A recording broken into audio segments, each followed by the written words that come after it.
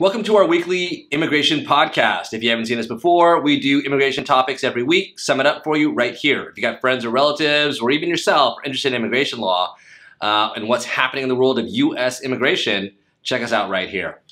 All right, today we're going to talk over 3 different topics. We're going to talk about some job vacancies and competition for foreign talent. It's our first topic. Then we're going to talk about the State Department and E-2 visas. We've had some backlogs and some problems with that. I'm going to go over some of those problems with you. We'll talk about the Remain in Mexico policy, which has also come up again under the Biden administration. Finally, we'll hit a couple of questions and end with one of our crazy immigration stories so you guys can know what the day in the life of immigration lawyers is about. All right, here we go.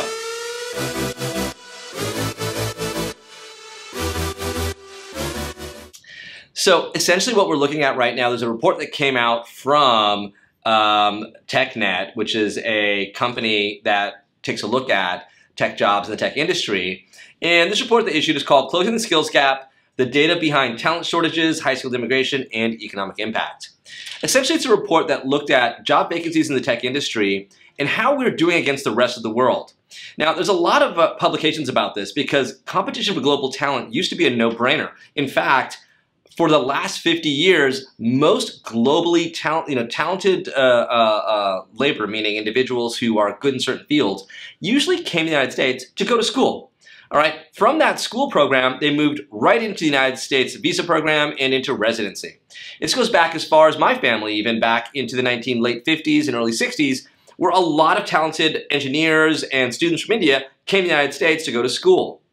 Well, because of that, America has always led the world in terms of actual talent and growing in terms of tech industries and new technologies. It's why America has been so innovative. Now, obviously, we've got homegrown, smart people, and we've got a wonderful group of individuals that are just American citizens that contribute to this, but we have to look at and acknowledge that there is a huge group of outside influencers that came to the United States and built their lives here. And the best story would be probably Albert Einstein fleeing Germany to come to the United States and build the rest of his career here in the United States.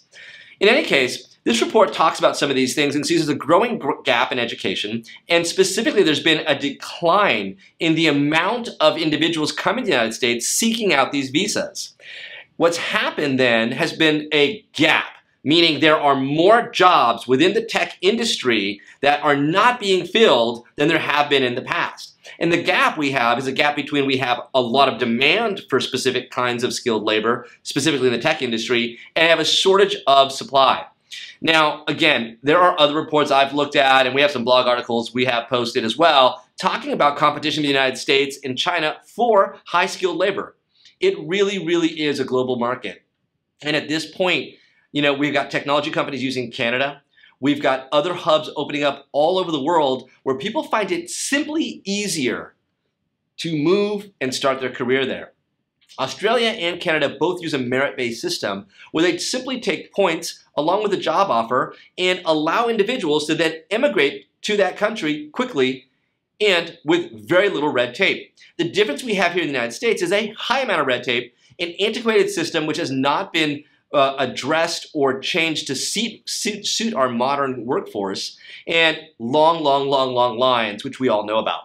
So at this point, what I would point out to you guys, based on the study that I'm looking at now and some of the other studies I've seen, we're seeing this gap growing. Now, while the U.S. can change the education system, we can focus on more STEM labor, that's a 20-year change to wait for new graduates to really get through our system with a better focus on STEM and the ability to enter the technology workforce. What we need to do instead is reform our immigration system. I can't say it enough. I've been doing this for 20 years. I know exactly how bad it is. And seeing talented individuals leave instead of looking for an option to stay here is really shows a failure in the system. On top of that, there's a lot of complaints we hear from individuals out there. I've got some friends and family working in lots of positions, and I hear, oh, the H-1B system's full of abuses, and you've got all sorts of people working in positions that don't really belong there, not really talented. They're just trying to manipulate the system to come to the United States. Well, all of these need to be addressed and reformed, okay? We should have a law that makes sense, and it should work for U.S. employers. After all, that's what brings benefits to our country, when U.S. employers are able to bring in more employees, grow, and we all benefit that way. All right, Moving on, I want to talk a little bit about the E-2 visa because we've had some major problems. Now, thought leaders in the world of immigration have been addressing some of the concerns that were somewhat hidden, but were open to us. We knew there were problems happening during the COVID times, during the Trump administration. But what we have learned now with a little bit more openness is hard facts. Some of the hard facts we know are that the E-2 visas around the world, at consulates around the world, were not being adjudicated.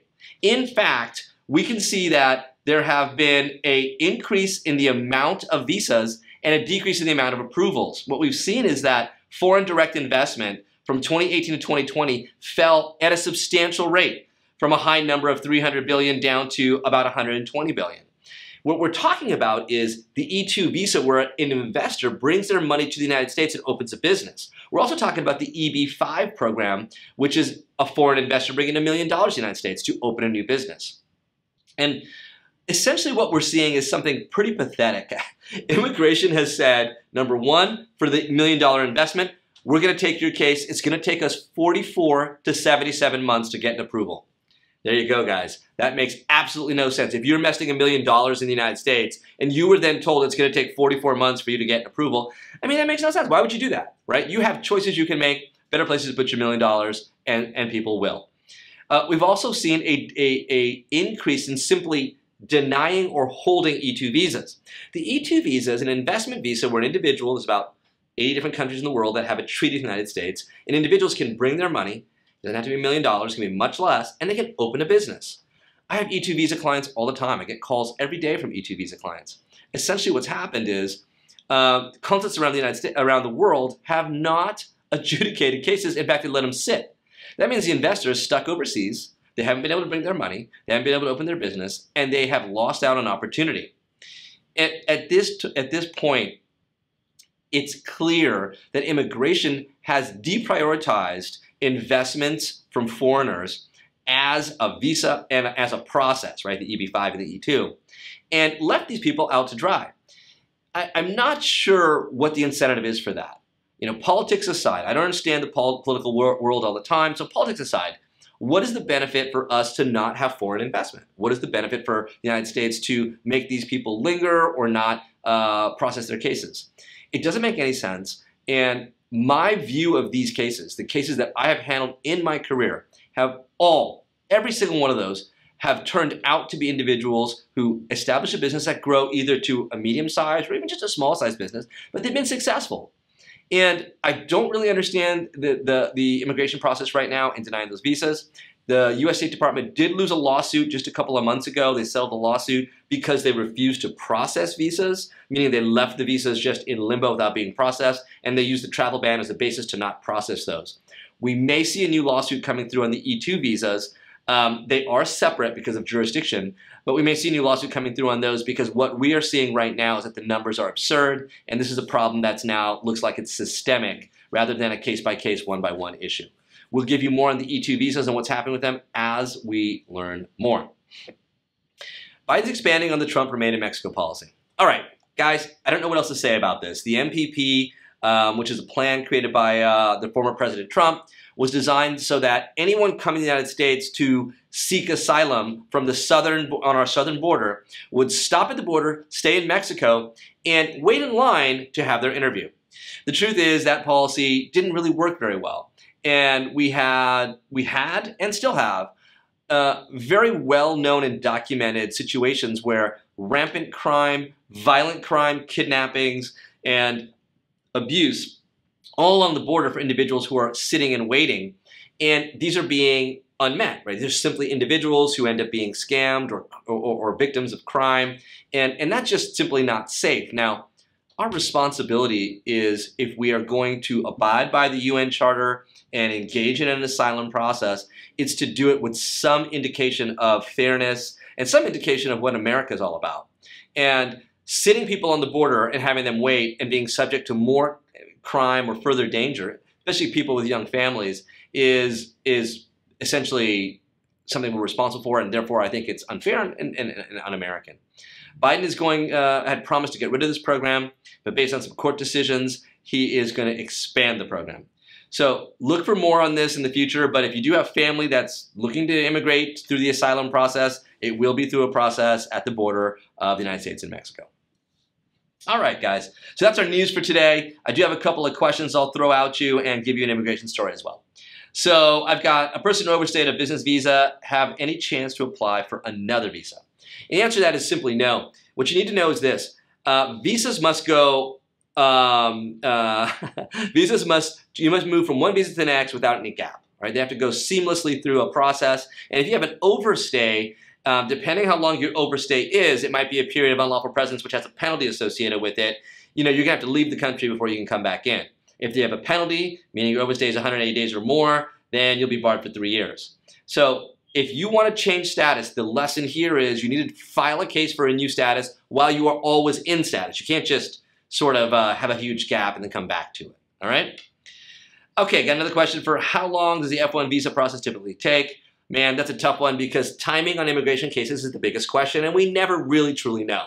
Immigration cases take, right now they're saying 6 to 8 months. The F1 process changed just about 6 months ago where they eliminated one of the filings. They made it a straight filing, F1, with an I-539 and I-20. But right now, immigration is taking 6 to 8 months. You do have to wait for that approval before you can start school. Okay? So if you have more questions like that, shoot them our way, and we are happy to give you the answers. As an immigration lawyer for many years, I have just crazy kinds of stories and stuff that comes in that'll just kind of blow you away. And I had one of those incidents recently where a client came in and he showed me his letter. He applied for citizenship, right? He's a green card holder, applied for citizenship. And he showed me the letter where they denied his citizenship. I read the letter and it was shocking. Immigration basically said, hey, you were given a green card whatever, 7 or 10 years ago. But when they gave you the green card, you actually had an open court case. You had a case in court that was open at the time. And since that case was open at the time, you weren't allowed to get a green card. Therefore, that's what they wrote. Therefore, you are not a legal permanent resident and we're denying your request for citizenship. All right. Crazy situation. And needless to say, this client walked in the door and he was pissed. He was not happy and really had a lot to say about it. And there's a couple different angles we're going to take on it, but it goes to show you guys, what the point of this story is that, I realize that a lot of immigration is do-it-yourself. I realize a lot of people can just go through the process, fill out the forms, and do it. And for you guys, I agree. It's fine. Do it. But if you've had problems in your case, or you've had a difficult case, or you've had a complicated background, and you're trying to do the final step like naturalization, honest to God, it's better to have someone look at it and give you an opinion. Because if you've got a bad history with some negatives in it, you may end up in a situation like this one. This person's in a bad situation because immigration, who gave them the green card, is now pretending like they never had it. And there's a lot of emotional anguish going on, and it's very difficult. We've got some solutions in mind. We're going to try and fix it. But I just want you guys to know about it because it's a crazy story.